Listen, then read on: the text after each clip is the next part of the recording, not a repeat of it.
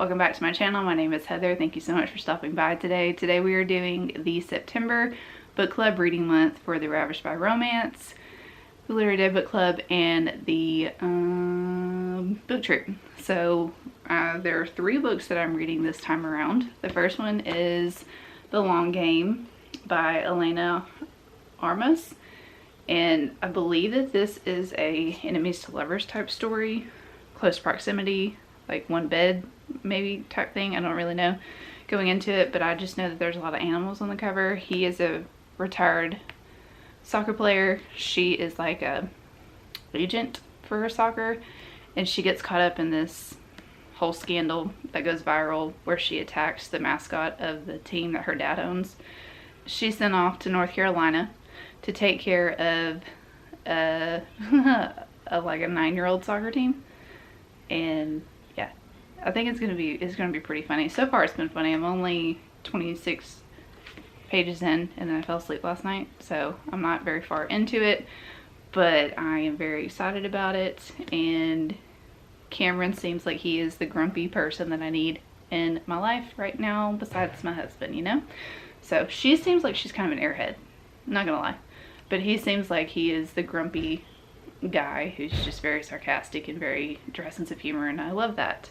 So this is the Ravished by Romance book club pick. And then the Literary Day Book Club pick, it's Monstrilio. I'm not sure how I'm going to feel about this book because this is a literary horror book, and I've heard that it's very slow, but I've also heard that it has a lot of heartwarming, impactful family things in it. I have this book on audiobook on Scribed. And then the book troop pick for this month is Good Bad Girl by Alice Feeney, and this is a thriller. So all of these books, but right now I'm in the middle of this book and I'm enjoying it so far, even though I'm only 26 pages in. And yeah, so I'm gonna take you around and show you a little bit more of my life because people have been requesting for me to show a little bit more. And I'm gonna be cooking dinner tonight, so I'll take you along when I cook dinner. It's gonna be really good. It's gonna be very good. So I'll get to reading, and then I'll show you dinner, and then I'll fill you in when I'm 50% into this. Press this into the skin. We're gonna really press it in to make sure it absorbs. I don't think ever in my whole life I have a moisturizer with a sponge.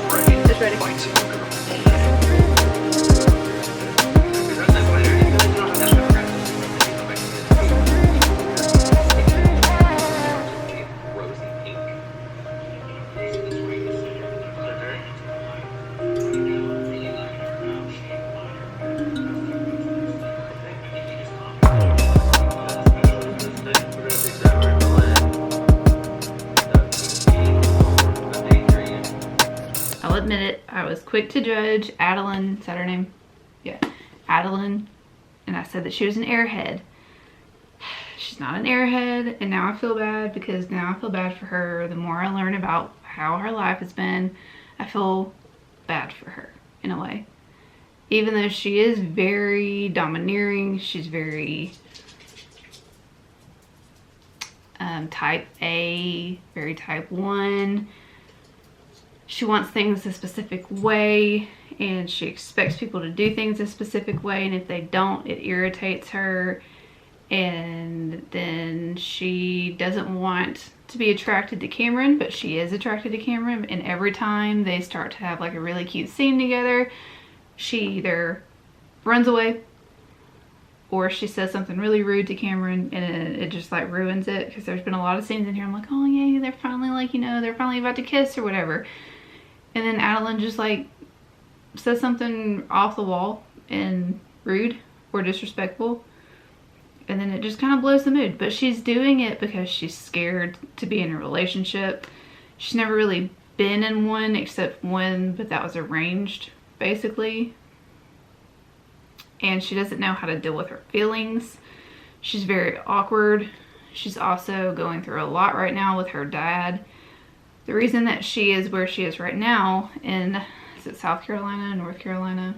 North Carolina, is because she had an incident at work where she attacked the mascot of the soccer team that her dad owns.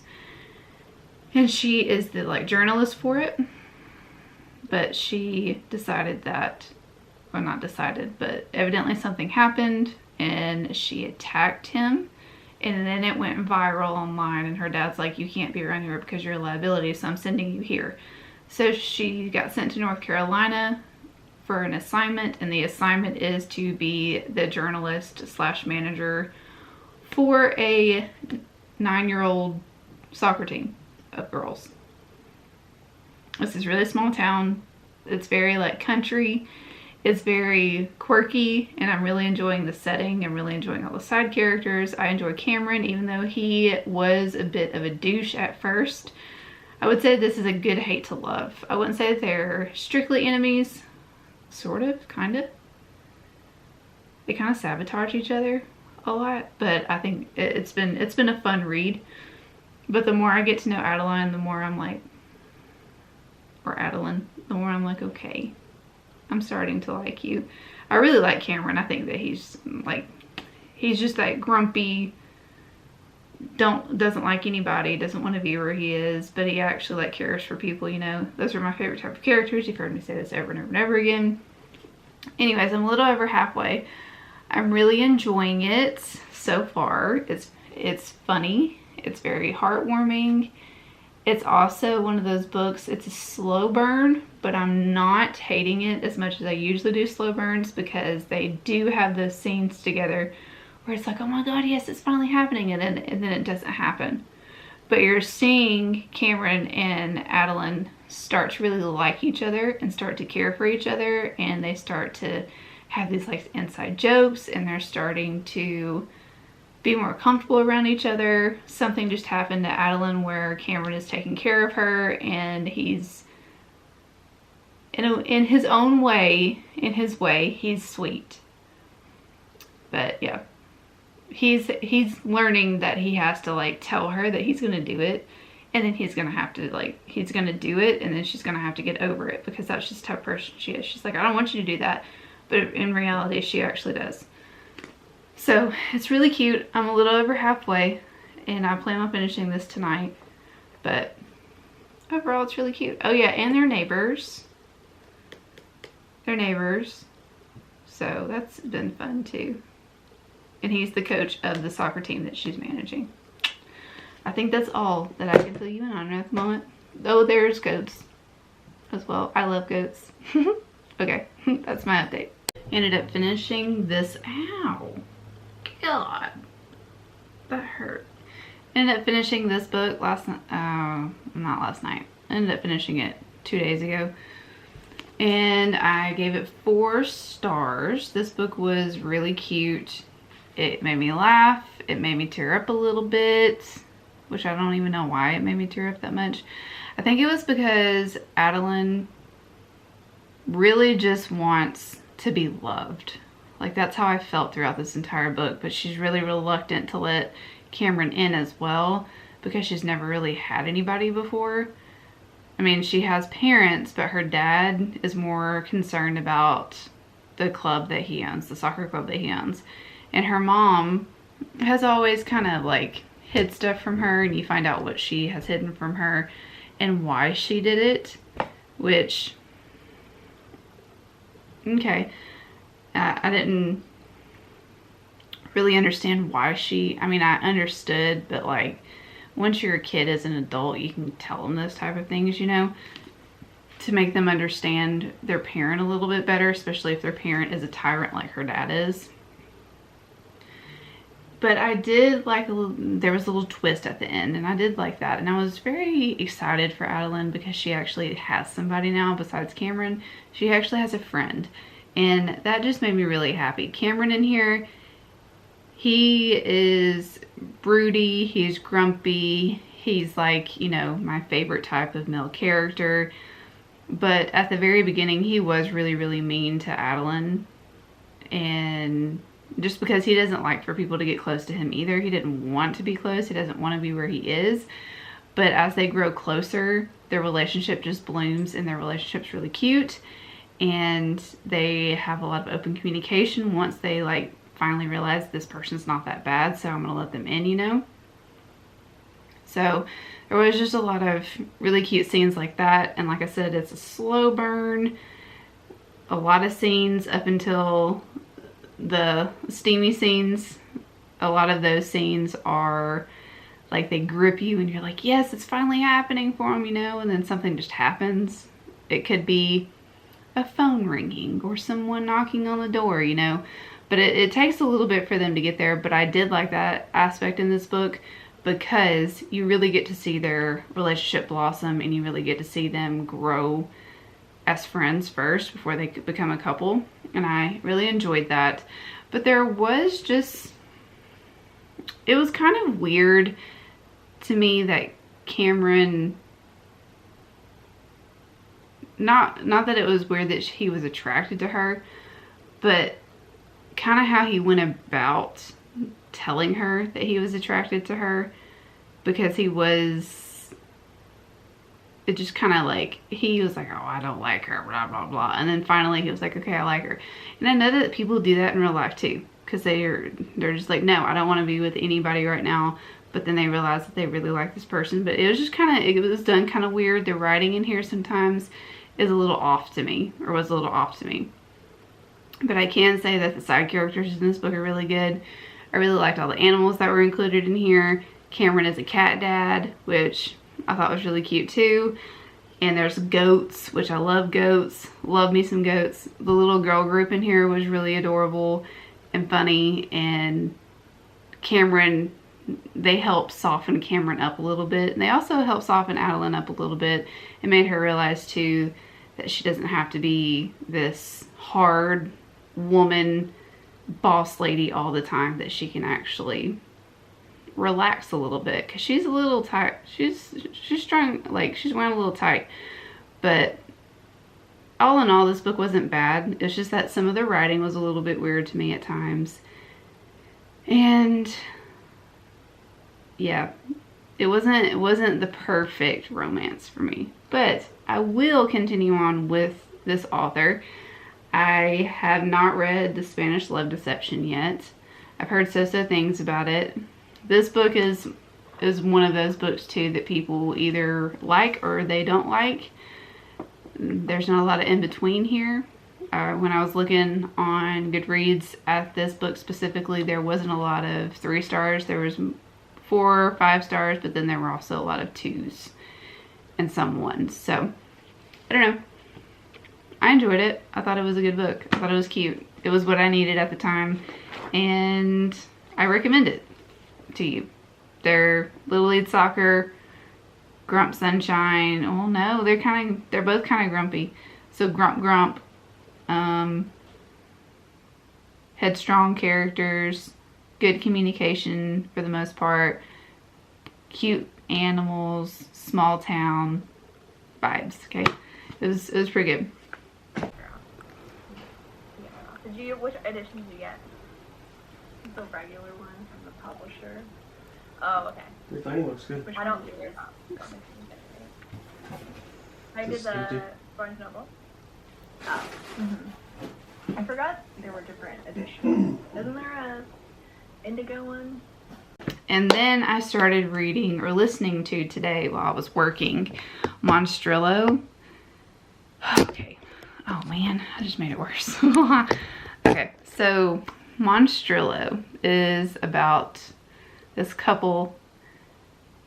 I can't remember the husband's name at the moment, but the mom's name is Mago, and they have lost their son Sebastian. We find out why he died at such a young age, and it's really sad.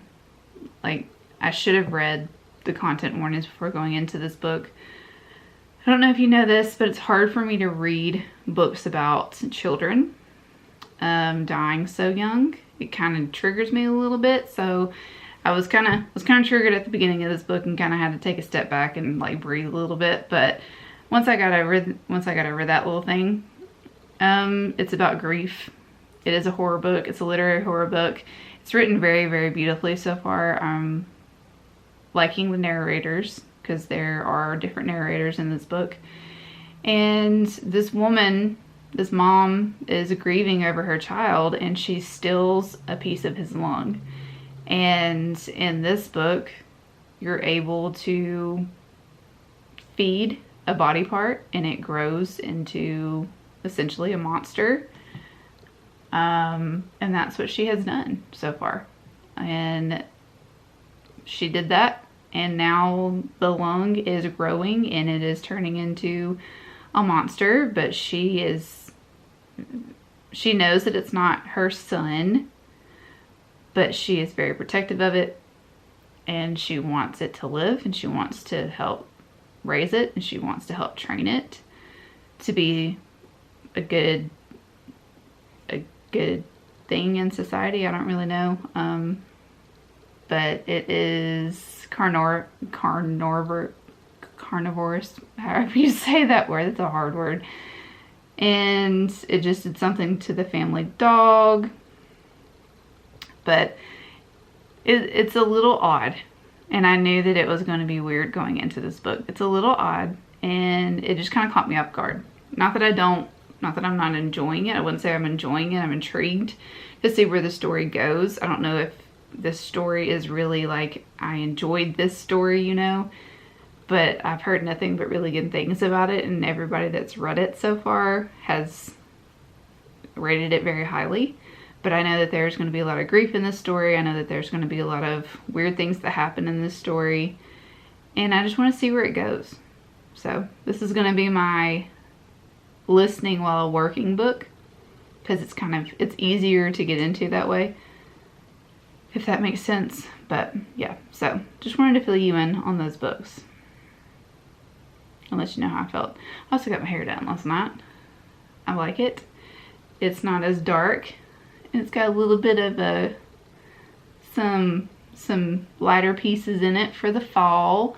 Wanted to get my fall hair on, y'all. And this weekend is my baby's birthday celebration. He turns 5 on Sunday. Today's the 22nd. He turns 5. So it's sad. My baby is getting old, or getting big. But anyways, we'll have a lot of family over. I don't know if I'm going to read a lot or listen to a lot of this book. But it is the end of the workday for me. And I have stopped about, what am I at? Let me just look. By the way, this book is on Scribd. If you have Scribd, check it out if you're interested. I am about 30% into this book. So, Monstrilio, 30% in.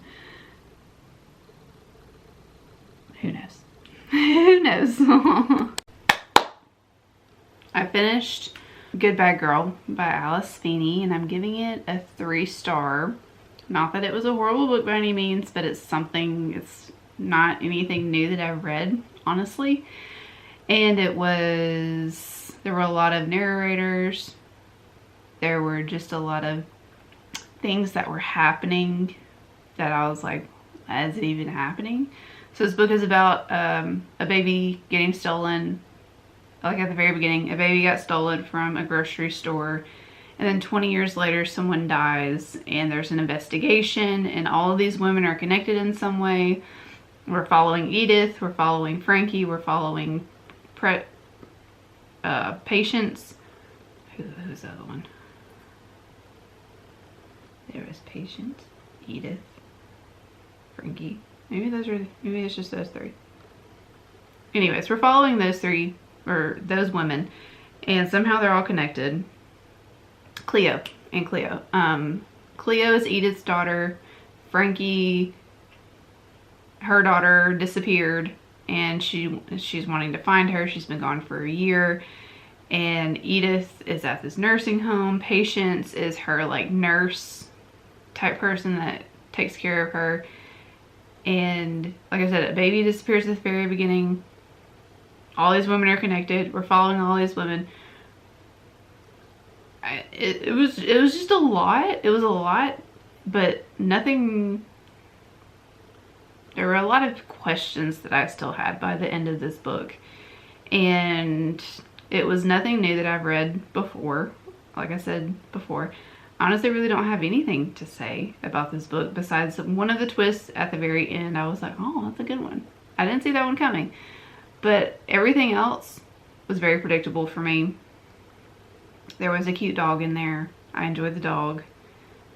But other than that, nothing really stuck out to me. And I didn't check in with you 50% in because I didn't have anything to say.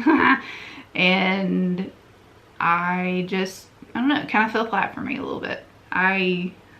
What else have I read by Alice Feeney? I don't know. I feel like I have read something else by her. Let me look real quick. Alice Feeney. Oh. Okay, so I tried to read His and Hers by Alice Feeney. Couldn't get into that one. I do have Daisy Darker, which I'm still excited to read. So, I don't know. I'll give Alice Feeney another shot eventually. But yeah, 3 stars. It was okay. If you were looking for it was very heartwarming, and it was also heartbreaking at times. I will say that. There was a lot of emotion written into this book. The characters, they were written well for the most part. But there was just a lot of unanswered questions at the end that I wanted answered, and they were not. And Patience and Cleo had to go through a lot of crap for no reason, really. It was just other people being jerks and other people trying to run their lives, and I just felt really bad for them. But yeah, so read it if you want. I'm gonna watch the live show. It looks like this book is being rated a little bit lower compared to some of Alice Feeney's like recent stuff that she's come out with. So I've just been really curious to know what everybody thinks about this, because I've been seeing so many different feelings across the board of like either people really loving this one, feeling very middle, or not really liking it too much. So I've been really curious. I know that you guys just recently finished it, so we don't know how each other feels about it yet, which is very exciting. But while we're discussing our ratings, I would love in the comments if you could let us know how you felt about this book, what you rated it out of 5, just general ratings. And yeah, so Ashley, do you want to start with what you rated it? Sure. But I'm also reading Monstrilio. I'm listening to it while I work. It's my workbook. But yeah, I'll fill you in when I get 50% into Monstrilio. I don't know if I've already updated you on it or not. I can't remember at this time, but yeah. So I'm halfway through Monstrilio, and this book is weird, as I figured that it would be, since Mago's turned a lung into a monster. But we're halfway through this, and everyone in the family knows that Monstrillo is there. He has, like, he's going through all of his little changes and everything like that. He was a monster, and now he's actually, like, he's transforming into a human, sort of. And Margot's husband is back in the picture, her best friend's in the picture, her mom and her mom's house, like her mom's housekeeper. They all know that he's in the picture, so it's really just going through everything, seeing Monstrillo transform into, from, like I said, a monster into an actual human child, I think, sort of. But there are people in this story. Lena, that is Margot's best friend, she is actually a surgeon, and she has been helping with figuring out what Monstrillo actually is and how to help him develop.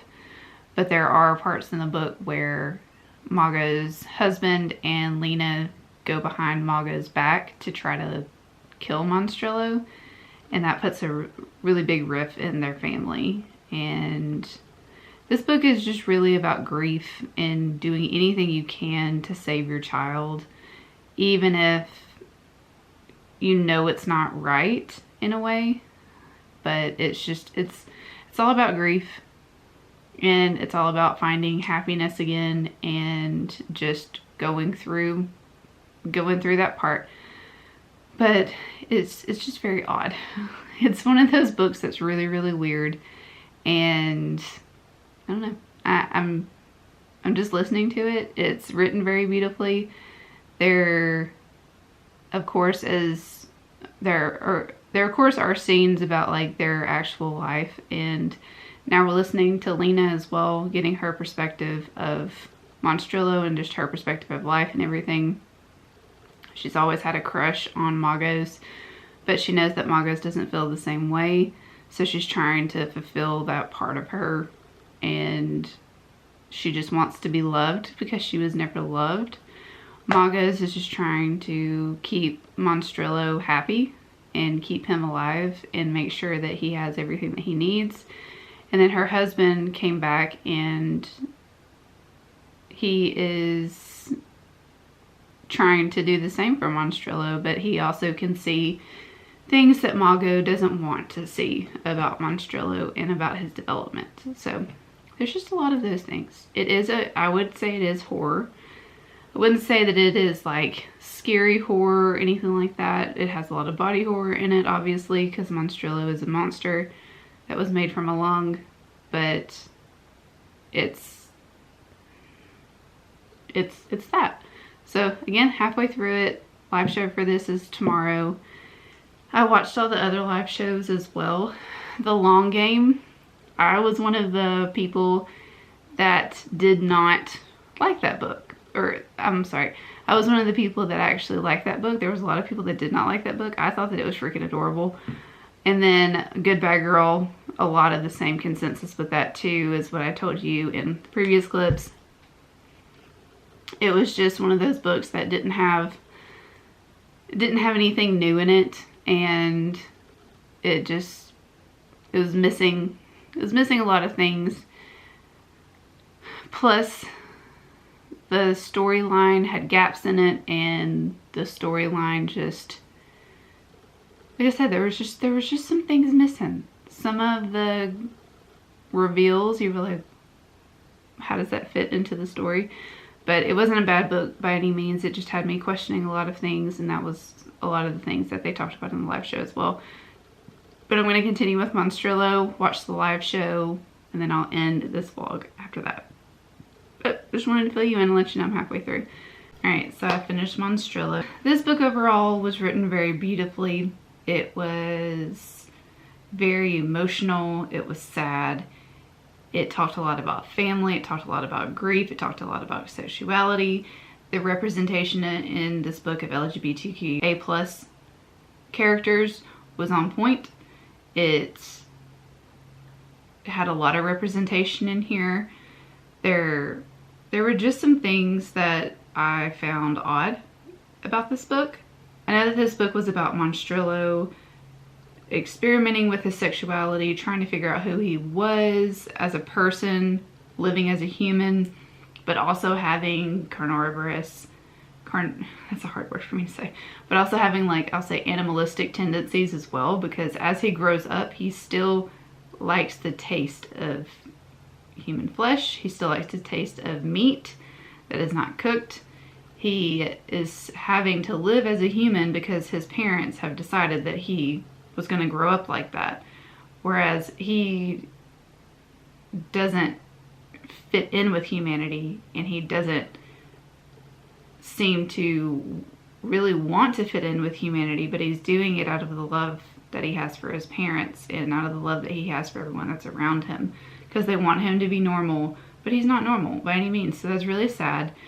But there was just, we follow four perspectives in here. Maga's at the very beginning, being the mom who created Monstrilio out of her son's lung, or out of her dead son's lung.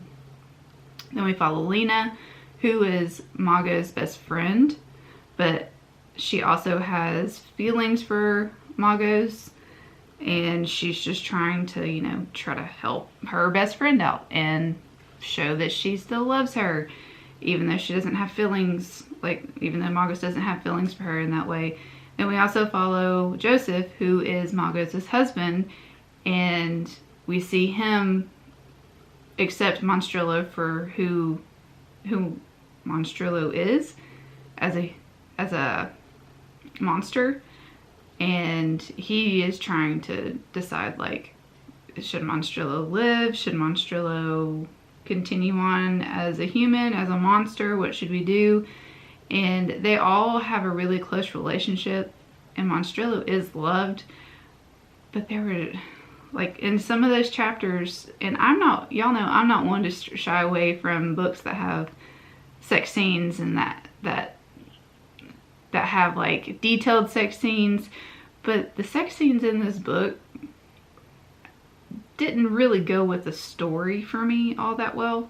I understand Monstrilio's part of it when we get to Monstrilio's chapters about, like, his sexuality and everything, but the rest of the characters, I didn't really get it. Like, I didn't really understand why the author chose to write in all of that for them, because it was supposed to be about Monstrilio and the way he grew up and the way he was being taken care of and all that stuff. And those chapters finally, or those part of the chapters took that away. I do understand Joseph's parts of that, because Monstrilio did, he grew up and he was attracted to men. So we find out something about Joseph as well as the book progresses too. But I don't know. Like, I wanted to really like this book at the very beginning. It was weird to me, but I was starting to get into it, and then we switched over to the chapters. And I was listening to the audiobook, so I really wasn't aware that we were going to get it from 4 different perspectives, because we did not get that in the synopsis of the book at all.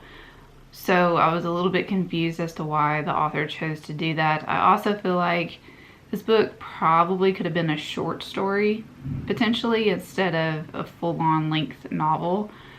It was, I don't know. I'm still a little confused as to why the author chose to do some of the things that they did.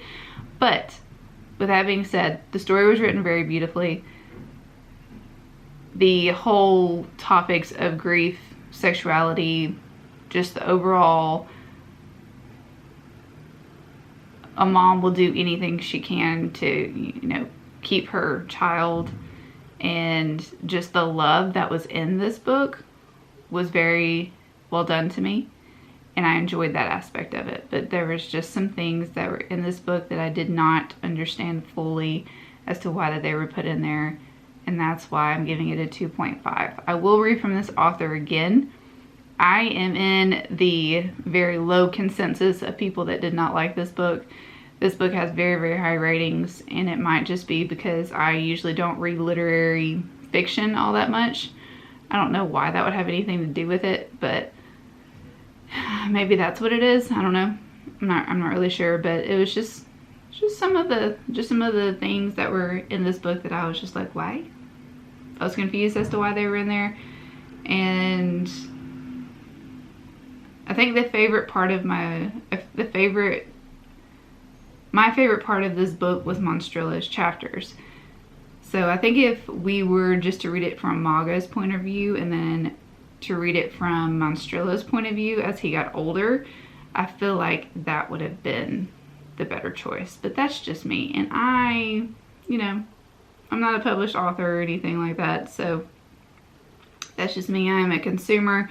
My opinions really don't matter all that much, especially since everyone else loves this book so much. But, it just didn't click for me. So I will wait to close this video out until the live show happens, because you never know, people might point out things that I didn't really catch or perceive in a specific way, and my rating might get higher. You never know. So I will wait until that live show, and then I will come back and talk to you about that later. So that's just my thoughts. 7 minutes in. This was a long check-in, but I wanted to fill you in and let you know that I did finish it. So my explanation is that it was just my taste. Like, it's literary horror. It was slow and sad. It was like surrealist in nature. It deals with grief, which is something I'm often looking for. And it was really casually queer. It just did everything kind of perfect for me. But what's fun is I don't think either of you had this on your TBR. Maybe I'm wrong about that. But when I invited you to read this with me, and I've never done this before, because normally when I pick a book club book, I go on Goodreads and I see who has it on their TBR and I reach out to people. But this time I didn't. okay, so I am in the middle of watching the live show for Monstrilio right now, and I figured that I would hear some of the conversations that they're having and realize some of the things that I found or did not connect with in the book or didn't really understand. They would be able to help me understand it, and they did. So I'm bumping my rating up to, I said it was a 2.5 at first, but I'm bumping it up to a 3.5 because there were a lot of things that were explained to me in here. I don't know if you know this, but literary fiction and me usually don't get along very well. I like more spelled out books that tell me, like, that show me something that when I don't understand it, they they continue to explain it, whereas in this book they just kind of cut it off sometimes. But and also when I'm reading for enjoyment, I don't really like to analyze books that I read a lot, because you also don't know, I was a teacher for a really long time, and that's how my whole job was. I read to analyze, and when I read for enjoyment, I don't really like to analyze all that much, and I don't like to dig a lot deeper into what I read. So I don't like to work for it. I like to read for enjoyment. So they are helping a lot of things that I personally did not like at first. I also heard that if you read the audiobook like I did and you did not read it physically, that probably would hinder your reading experience. So that was probably on me. So I'm going to give the book the benefit of the doubt and give it a 3.5. I still stand with a lot of things that I said in the earlier clip, but some of the things that I, like I said, did not particularly understand were explained to me, and I was like, oh, it makes a lot of sense. So some of the things that I took off points, or took off points for this book, were not very fair in my opinion. So that's why I'm bumping it up to a 3.5. But yeah, so I am going to finish this live show and I'm going to cut this video off here. I enjoyed this video. Even though some of the books that I read in this weren't my absolute favorite, they made me think, and they made me, kind of get out of my comfort zone a little bit, especially Monstrilio. I do think that I will continue on with the author, but I don't think that he's going to be like an auto buy. If I get his book, I'll read it. If it's one of those. But yeah, so that is it for this video. Hopefully you enjoyed it. Make sure you hit that subscribe button down below. Let me know what you thought of this video. If you've read any of these books, let me know, and I will catch you on the next one. Bye.